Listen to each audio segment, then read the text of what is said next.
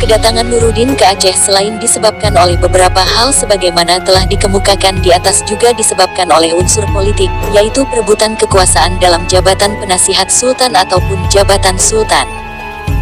Karena itu, perbedaan pemikiran dan keyakinan perang non-fisik antara Syekh Hamzah Fansuri dan Syekh Syamsuddin As-Sumatrani dengan Syekh Nuruddin Ar-Raniri sekarang ini pengaruhnya sudah berkurang dan berbagai kalangan telah menerima perbedaan itu, terutama kalangan kampus. Akan tetapi, secara politis perang secara fisik, sampai sekarang pengaruhnya masih terasa. Sanggahan terhadap doktrin Wahdatul Wujud milik Syekh Hamzah Fansuri dan Syekh Syamsuddin As-Sumatrani. Adapun masalah yang terkandung dalam filsafat mistik Hamzah Fansuri yang disanggah oleh Syekh Nuruddin Ar-Raniri dapat disimpulkan sebagai berikut.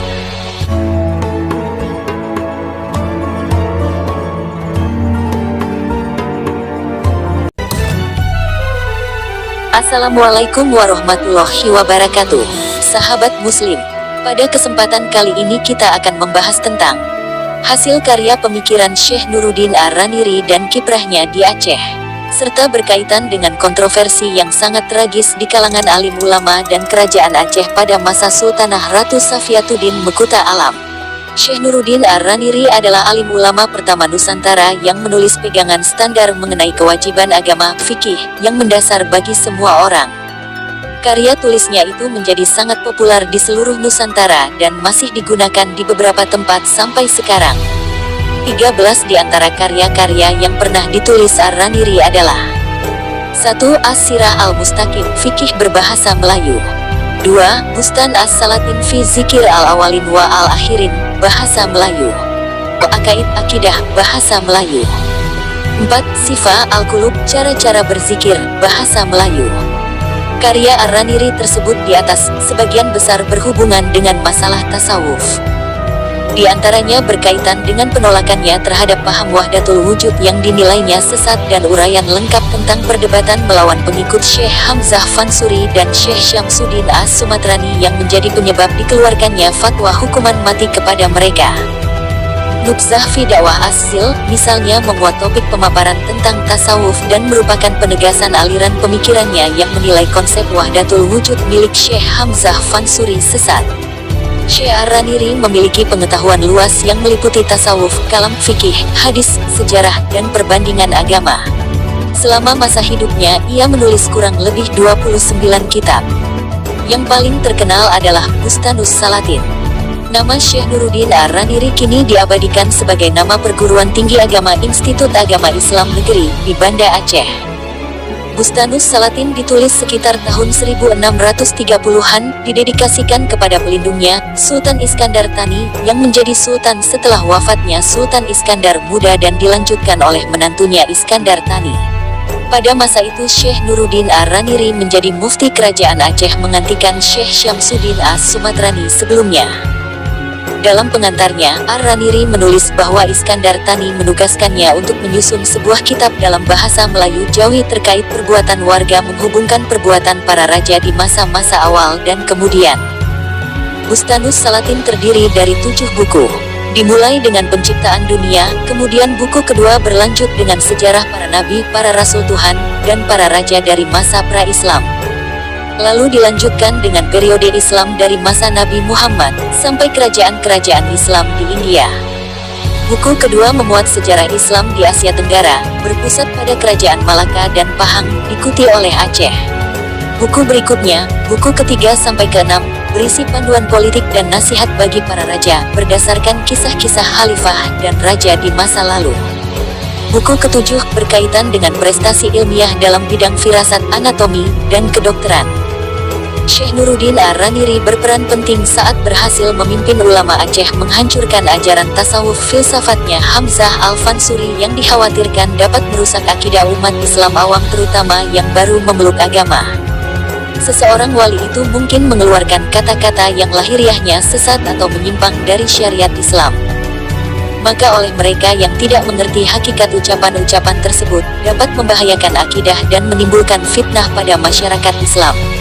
Karena individu-individu tersebut syuhud menyaksikan, hanya Allah sedang semua ciptaan termasuk dirinya sendiri tidak wujud dan kelihatan.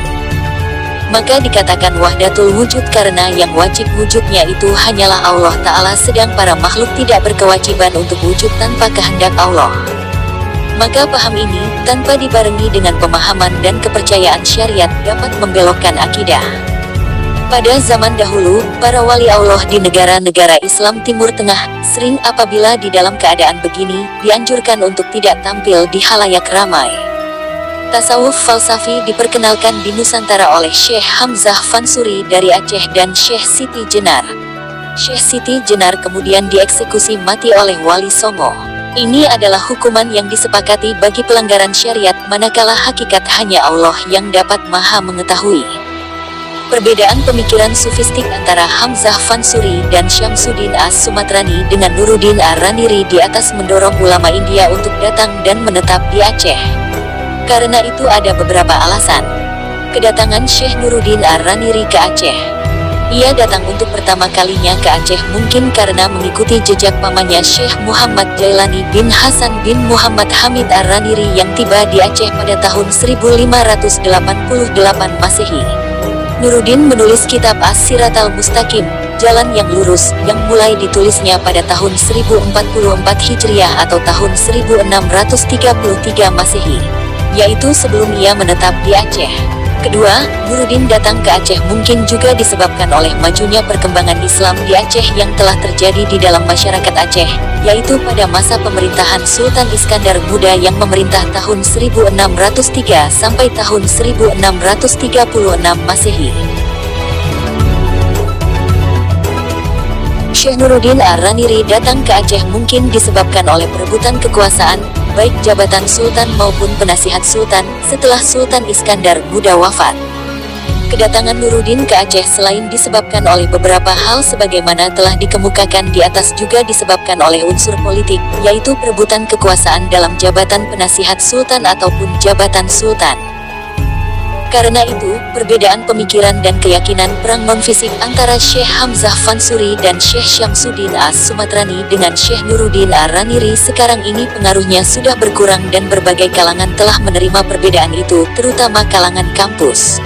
Akan tetapi, secara politis perang secara fisik, sampai sekarang pengaruhnya masih terasa. Sanggahan terhadap doktrin wahdatul wujud milik Syekh Hamzah Fansuri dan Syekh Syamsuddin As-Sumatrani. Adapun masalah yang terkandung dalam filsafat mistik Hamzah Fansuri yang disanggah oleh Syekh Nuruddin Ar-Raniri dapat disimpulkan sebagai berikut. 1. Hamzah Fansuri mengajarkan ajaran wujudiyah dalam arti Tuhan berada dalam kandungan alam ini. Artinya, Tuhan adalah hakikat fenomena alam empiris. Menurut Nuruddin Ar-Raniri, menyatakan emansipasi Tuhan sama saja dengan menyamakan Tuhan dengan alam, makhluk adalah sesat. 2. Hamzah Fansuri mengatakan bahwa nyawa itu bukan halik dan bukan makhluk. Syekh Nuruddin Ar-Raniri mengutip perkataan Hamzah dalam kitabnya Asraul Arifin. Ar-Raniri menolak perkataan Hamzah bahwa semua ahlu suluk berpendapat seperti itu, yakni nyawa manusia itu bukan halik dan bukan makhluk. Menurut Syekh Nuruddin, semua ulama berpendapat bahwa nyawa itu makhluk karena dijadikan Allah dengan ciptaan kun. Syekh Nuruddin mengiyakan, dan karena itu nyawa manusia itu baharu. Sedangkan Hamzah Fansuri mengatakan bahwa nyawa itu amr Allah, bukan ciptaan dari firman kun, dan karena itu ia kadang berbeda dengan ciptaan alam ini. 3. Hamzah Fansuri mengatakan bahwa Al-Quran itu makhluk. Menurut Ar-Raniri, Hamzah keliru menyatakan Al-Quran sebagai makhluk sebagaimana kaum Qadariyah dan Mu'tazilah dalam sejarah Islam. Ar-Raniri mengatakan, dan setengah daripada mereka itu, Qadariyah, Mu'tazilah, itikadnya bahwa Al-Quran itu makhluk. Maka itikad yang demikian itu kufur. 4. Hamzah Fansuri mengatakan bahwa nyawa berasal dari Tuhan dan akan kembali bersatu dengannya, seperti ombak kembali ke laut. Sama halnya manusia yang berasal dari surga akan kembali lagi ke surga. Syekh Nuruddin Ar-Raniri membantahnya, manusia yang meninggal akan dipertimbangkan amalannya. Jika dia beriman kepada Allah maka akan dimasukkan ke dalam surga, namun apabila dia ingkar kepada Allah maka akan dimasukkan ke dalam neraka. Selanjutnya Syekh Nuruddin mengatakan bahwa penafsiran yang dilakukan Hamzah Fansuri terhadap firman Allah Quran Surat Al-Baqarah ayat 156 dapat menimbulkan pengingkaran adanya surga dan neraka seperti yang diajarkan dalam agama. Maka dimaknakan oleh kaum Wujudiyah yang zindik itu seperti makna pada ayat Inna lillahi wa inna ilaihi rajiun adalah maksud mereka itu bahwa alam itu keluar daripada wujud Allah dan kembali ia jua menjadi bersatu dengan Dia. Karena pada mereka itu tiada surga dan neraka dan tiada ada pada mereka itu Tuhan, hanya ia bertuhankan dirinya sendiri. Sedangkan arti yang diberikan oleh para mufassirin terhadap ayat-ayat tersebut, kata Syekh Nuruddin, adalah bahwa manusia itu milik Allah dan jua segala amalnya akan kembali kepadanya. Jika amalnya baik, ia akan dimasukkan ke dalam surga, dan jika buruk dimasukkan ke dalam neraka. Dari beberapa perbedaan tersebut maka terjadilah kontroversi yang sangat tragis di kalangan ulama dan kerajaan di Aceh pada masa itu. Beberapa sejarawan menuturkan banyak kitab-kitab hasil karangan Syekh Hamzah Fansuri dan Syekh Hamzah As-Sumatrani dikumpulkan dan dibakar di halaman Masjid Raya Baitur Rahman.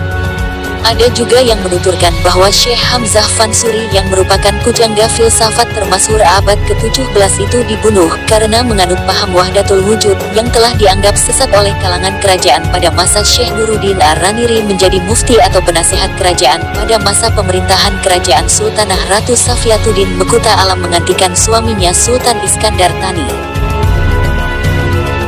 Demikian video yang dapat kami rangkum dari berbagai sumber. Jika ada kritikan dan saran mohon dituliskan di kolom komentar. Wassalamualaikum warahmatullahi wabarakatuh.